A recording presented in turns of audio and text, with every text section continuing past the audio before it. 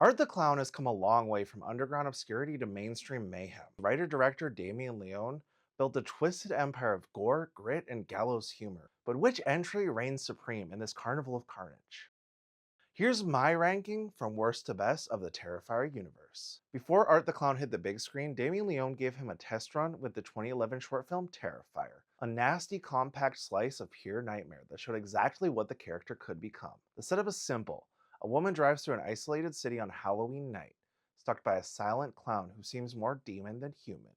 There's no dialogue, no mercy, just atmosphere, tension, and some of the goriest makeup work ever pulled off on a micro budget. You can see Leone refining his craft here, the dim sodium lighting, the claustrophobic framing, and that twisted sense of humor creeping in beneath the violence. David Howard Thornton hadn't stepped into the grease paint yet, but the DNA is all there.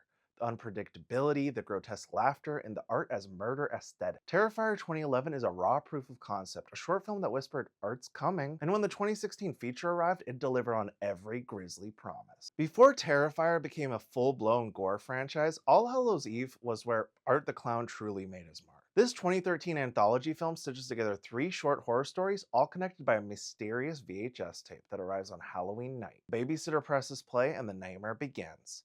Each segment feels different. One demonic, one sci-fi, one slasher, but they all share Leone's early trademarks. Grim atmosphere, practical effects, and that filthy low-budget grindhouse texture that somehow makes everything feel more real. At the center of it all, Art the Clown. Silent, sadistic, and gleefully deranged. Played by Mike Gialani in the original incarnation, he's less a character and more a force. A smirking, grease-painted embodiment of cruelty. The film itself is uneven, sure, some stories hit harder than others, and the pacing wobbles, but the concept is bold. You can feel Leone experimenting and building the bones of what would become the Terrifier mythos. By the end, when Art steps out of the TV and into reality, you realize you've witnessed the origin of a new horror icon. One born not from a studio, but from pure DIY nightmare fuel. The short film that started it all. The Ninth Circle might be Leone's earliest, roughest work, but it's also his most haunting. A woman kidnapped, a satanic ritual, and fleeting glimpses of Art the Clown before he was the star. The low-budget grit gives it a dreamlike quality, almost documentary-style terror.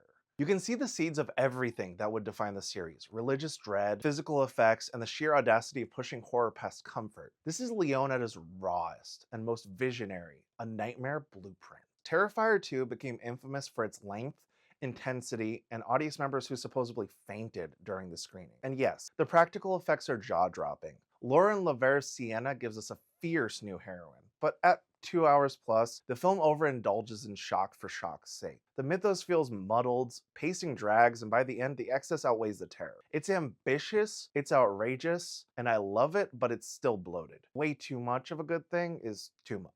Next up, the holiday horror spectacle. Terrifier 3 moves slaughter from Halloween to Christmas, dressing Art the Clown as Santa, red and bathing the snow in crimson. Leone clearly has more money to play with here, with slicker visuals, elaborate set pieces, and one of the gnarliest Christmas kills in years. Lauren Laverne returns, grounding the film with emotional weight, but once again, plot takes a backseat to carnage. But this time, I'm okay with it.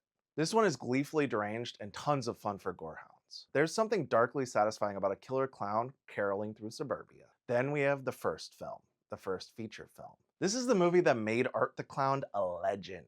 Low budget, mean-spirited, and unapologetically nasty. Terrifier strips horror to its brutal bones. One night, 2 victims, one unstoppable killer. David Howard Thornton's performance is everything. Pure nightmare fuel. The exaggerated body language, the silent taunting, it's horror pantomime perfection. The film's rough edges actually help it. The grim, the grit, it feels authentic. Like a lost VHS discovered in a haunted basement. It's not pretty, but it's unforgettable. Terrifier 2016 captures the essence of slasher cinema. Raw, relentless, and proudly offensive. From the underground torture of the Ninth Circle to the blockbuster gore of Terrifier 2, this series proves one thing: you can't keep Art the Clown down. Each entry swings from the fences. Sometimes messy, sometimes masterful, but together, they form one of the most distinctive horror sagas of the century. Whether you love them or loathe them, Art the Clown has painted his legacy in blood, and the canvas isn't dry yet.